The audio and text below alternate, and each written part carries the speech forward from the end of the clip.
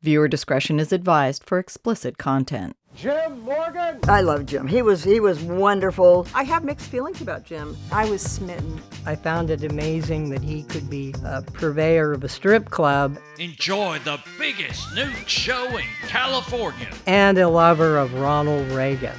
Quite the business person. All aboard the Nudie Cutie Express. Party boats. Hypnosexism. The Monster Woman, world-famous lay girls and lay boys.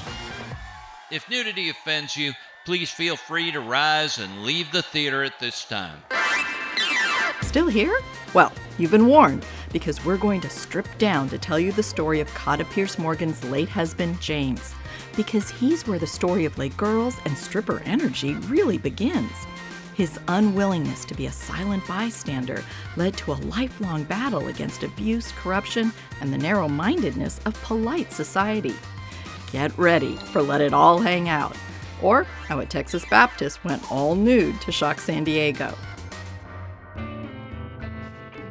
James Morgan was born in Dallas, Texas, and he grew up there. So, most of us, we always thought of him as a Texan. Everyone calls him Big Jim. He was someone who could solve problems. He was like a father, to some of us, a mentor to others. And even when he was in the Navy, when he was stationed here in boot camp, and he fought, he was a boxer, they called him the Texas Tornado, and he was absolutely that. While in the Navy, he had started his own trucking company by the time he was 22. Okay, when Jim was a young Navy man, he bought 2 city blocks on Home Avenue, and he paid for it by selling the top dirt. So one day the state of California came with their bulldozers, and they were going to bulldoze for a street going right through his property. And in true Texas form, he came out with a shotgun. He did, and he held them off. Still in his 20s, Jim displayed an entrepreneurial flair that would stay with him his entire life and keep him busy with multiple business interests pulling him in a variety of directions. But in 1958, a new business endeavor would ignite a lifelong antagonism with the city of San Diego. He started an auction business, and he ran into the bribery that was taking place, and he refused, and so therefore they wouldn't give him the auction license, and he ended up having to sell the property. And of course, that was the beginning of this resentment and depression he had, about the unfairness of at least San Diego, at that time. I feel I'm losing my faith in God. I've worked harder than 20 men. Everywhere I turn, there's corruption. I sure made some enemies. The planning commissioner and the zoning will not let me properly develop the 2 city blocks I own. Therefore, I was forced to sell my 2 city blocks because thoughts of blowing up the city council began entering my mind. So then he said, okay, I'm not going to blow them up. What am I going to do? I'm going to run for mayor. And he did, coming in second out of 6 candidates. And if the city wasn't going to let him develop the land he'd bought, he'd find something else to do. Being a Navy guy, he took to the water and tried his hand at party boats in 1961, promising landlocked party planners a salty, fun-filled outing on the bay. But that only led to a run-in with the Port Authority, which canceled his lease to keep the boats anchored. So he headed back to dry land to launch yet another business endeavor in 1966. And so he saw this abandoned piece of land. He was always looking for land that had weeds on it. And so it was on the corner of Garnett and Grand. He got it, and he opened up Jim's Barbecue and Steaks and ultimately the Left Bank. The Left Bank began as a restaurant until Jim got an idea. What do you think about if we bring in some entertainment? The Hollywood Theater, a burlesque venue located on F Street, had just closed. So Jim had dancers and comics who now wanted to work for him. But the shift to make the Left Bank more of a nightclub led to a raid that would change Jim's life and ultimately San Diego's adult entertainment industry. The raid of the Left Bank was the subject of Kata's San Diego International Fringe Festival play this year. And our show, No Regrets, covers one night. So In 1968, the Vice Squad came in and they raided the left bank. They came into this beautiful establishment with steaks and cocktails, and they said that they saw a pubic hair peeking out. Hands behind your head. And they came in and they took them out, handcuffed. Up against the wall. These dancers, Jim, in front of this very nicely dressed audience. It was a hot spot for couples to go to, and took them out in handcuffs. Jim said, please take us out the back door. They wouldn't do it. They had to parade them through the audience. The raid was prompted by an exposed pubic hair that Jim argued the cops could not have even seen. The very public arrest shocked the dancers and scared the fashionable couples in the audience. So, being the Texas tornado that he was, he decided to march into the Vice Squad's office the next day to deliver a message. He went down to the Vice Squad with all the hard-nosed men in suits and said, you're not going to have to worry about a pubic hair showing. Oh, yes, that's great, Mr. Morgan. And then James Morgan said, yes, we are just going to take it all off. We are going nude. It was at that moment that the Texas Baptist took a career-changing path. He gave up the idea of running an elegant nightclub and instead was going to shove nudity in the face of the city and the cops. And if he was going to be raided again, it would be on his terms. He told me, I never want to be humiliated like that again. And I'm going to decide where I'm going to be. They can't throw stones at me or try to discredit me or shame me because, we're going to take it all off.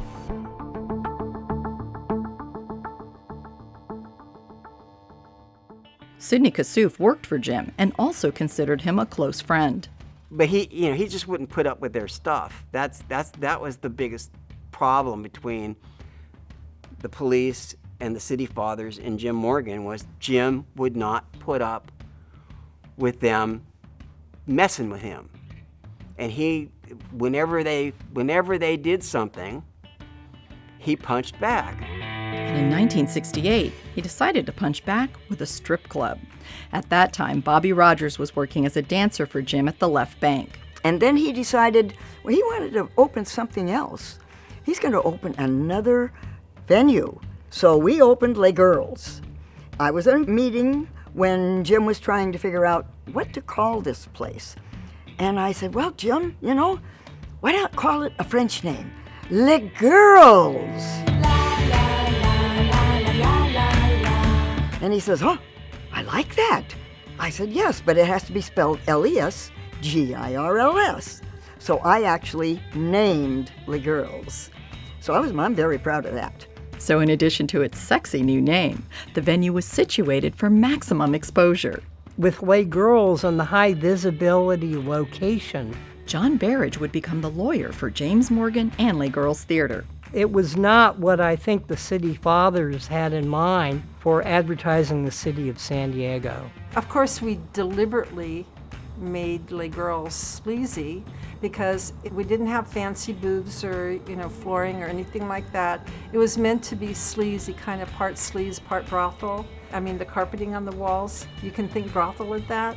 So we ended up having the traditional burlesque stage coming through the left bank, and two Les Girls were the comics, like Eddie Ware, who performed with Abbott and Costello. Eddie Ware, he was so funny, and he did a pool table one. Well, what do? He says, first thing you do is you rack your balls. Oh! It was kind of campy, so we went back in time a little bit and did some burlesque stuff. But it was fun. But it was the 1960s and things were changing, and the old burlesque show was about to give way to something new. During those times, about the time of the raid, there was Supreme Court challenges going on. There was hair, which was banned. So Jim decided he was going to be a trailblazer. The Supreme Court ruled that hair that had nudity for the first time on stage was legal, and they lifted the ban. And that's when the show in the back room, Let It All Hang Out, was born. Good evening, ladies and gentlemen. Welcome to the back room. you will be witnessing for the first time in San Diego a live stage show in the nude. The members of the cast will attempt to convey that there is nothing about nudity to be ashamed of, that in fact nudity is warm and beautiful. As you know, we have freely and openly admitted to all concerned, the public, the city officials, and the police department, that Let It All Hang Out will have nude scenes, and by doing so, we feel we are performing a public service. Now, in the event the police raid the play, do not become alarmed. The officers will only be carrying out their orders from downtown, and you as a spectator cannot and will not be bothered, as long as you do not interfere with the officers. In fact, you will truly be witnessing living theater. During the show, the Vice Squad came in and raided the show and took everybody away in handcuffs. And Jim had asked me, Bobby, he says, you want to do that? And I said, no, I don't want to do that, Jim. Let It All Hang Out, a comical satire on nudism. Well, I had been understudying the star of the show, which at that time was Corky Corleen. I started doing the lead, which was Miss Penelope Blowpipe. And now, on with the show. Oh, to be in the Easter parade, everyone must wear shoes and a hat for sure. But the rest is up to the individual. Dresses with the bosoms out are always popular, as well as topless and bottomless gowns. Panties with the crotch out are the fad now, as well as bras with exposed nipples. In fact, I always carry a set in my purse in the event someone is in the mood for going formal. That was Jim. That was his humor. Can you believe San Diego? We were so strict and conservative, and it didn't matter what the Supreme Court said. The heck with them. People were not happy about the nude entertainment industry, and Jim Morgan really was, in San Diego, the pioneer for that. And he ended up having to go to like appellate court. You see Judge Fisher's name on it. He wanted to see the play. So he came to the back room, watched Let It All Hang Out, and he determined that it was, according to community standards, that it was legal. He brought in nudity, and it never would have happened at all if they had just not set us up, with the pubic hair raid. Kata is now the owner of Les Girls Theater and the chief archivist of Jim's life. But the two of them didn't actually meet until 1971. And I was in the Les Girls parking lot, and this gentleman came out into the parking lot, and he was in a suit, and it was like a gold plaid suit. I mean, that almost sounds stereotypical of a strip club owner. But, he was this, good-looking Texan. I mean, he generated this energy that I found very attractive. And he said to me, "Hi, Angel." And I was smitten. Let's put it this way, whether they knew it or not at the moment, everybody knew that they were like in love. One delicious irony to this love story, and perhaps the reason why Jim's adult entertainment businesses had a unique personality, is that the two people who made their living in the risque fringes of society came from conservative Midwestern backgrounds. I was born in Oklahoma City, Oklahoma, Midwest, through and through. So I went to Catholic school. It went really well. I adored it. I adored the nuns. Would have been a nun, except things changed for me. And I didn't start as a stripper. That was not even in my, realm of possibility. Hadn't occurred to me. I was a folk dancer, ballet dancer, modern dancer, because I was only going to do it for 1 month. I was going back to graduate school. And I remember I auditioned, and then I went out to the payphone, and I called my mom, and I told her, "Mom, I'm going to dance, and I'm dancing nude, and I'm going to send you money." And that's what I did. 1 month turned into more than 50 years, and along the way, Jim and Kata changed the landscape of adult entertainment in San Diego. Les Girls was predominantly businessmen.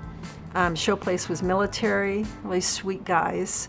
And the bedroom, they were college students. It wasn't lewd. dancing, it was nude dancing. There's a difference. Lewd dancing is what you get at the bars, where the girls, throw off their top and go after you and do all kinds of weird stuff. These were more like choreographed shows. And they do one song fully dressed, one song scantily dressed, and one song nude. And it was $5. And if you were a Navy guy, there was nowhere else to go. There was nowhere else to go and have a good time and not get in trouble. And Vietnam was going like full tilt. And there were a lot of sailors being sent over to Vietnam. And this is part of their rites of passage, is coming here. Over near Les Girls off of Rosecrans was the MTC. That was a military training center which had something like 6,000 people in it or something, at one time for months. And they would be let out on the weekends, and Les Girls is a box. Show Place was an entire city block. It was, with a theater in the center. Just to give you an idea of how popular this was. At one point on a Saturday, we would run 3,000 people through a night on a Saturday night. They were often 18, 19, they're teenagers. Because they were in the military, they could come in at 17. So I had children there. And they were my age. So most of the time, it was like going to work with a bunch of friends. Pepper was a dancer at both Les Girls Theater and Show Place. I mean, for them, they were so lonely, most of them, to have contact where they could slow dance with the girl for a couple of minutes. Oh my God, these poor fellows, they were so happy just to have a little bit of contact and a conversation with a young, pretty girl. While Kata and Pepper were comforting lonely sailors, Jim continued to scratch his entrepreneurial itch, pushing the envelope with new attractions like the Monster Woman and hypnosexism. And he would hypnotize the guys, and they would be on stage doing crazy things and getting nude. So there was that act, and it was very popular. And what you would also find is the projector. They had the porn. Don't forget about the pink buses. I'm going to have the Nudie Cutie Express. And to me, that was like a protest on wheels. I mean, that big pink bus with Nudie Cutie Express on it was right on the street. And he would drive that thing all through downtown San Diego and all the way up to Oceanside. Well, we got to get more people here. And see, we could get the young men that were young Marines and sailors and whatever, because we didn't serve alcohol, and they could come in at 18. I rode it once as he went up to Oceanside, and he was like a carnival barker. He had the door open, and he was on the step calling to the sailors, "All aboard the Nudie Cutie Express." And it was a thing that, of course, the cops did everything they could to harass us.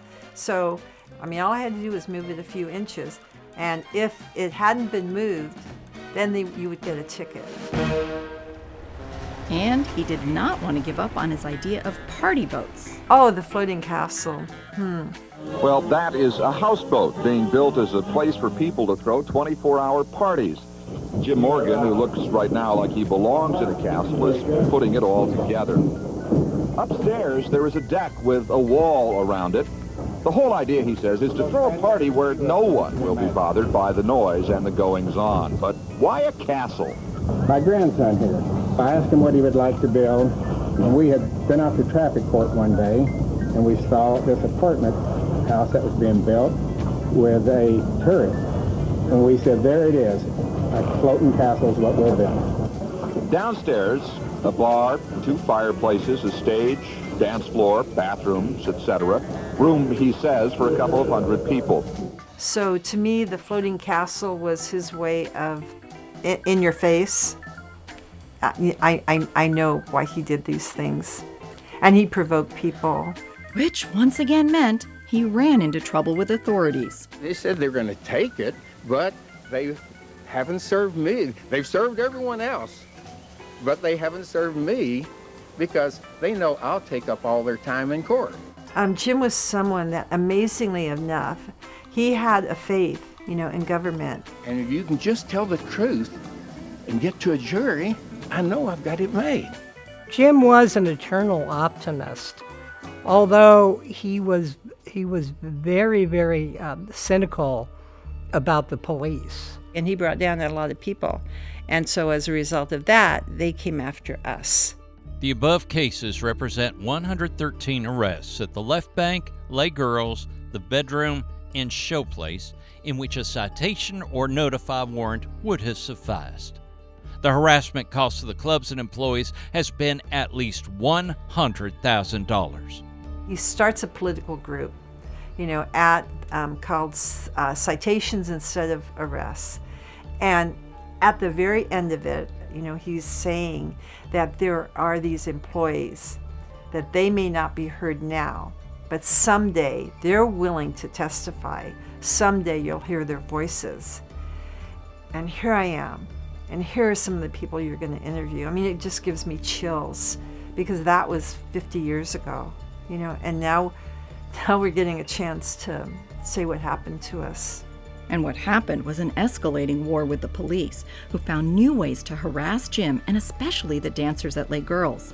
Coming up next on Stripper Energy is Chapter 3, Climate of Fear, or What Happens When You Poke the Bear.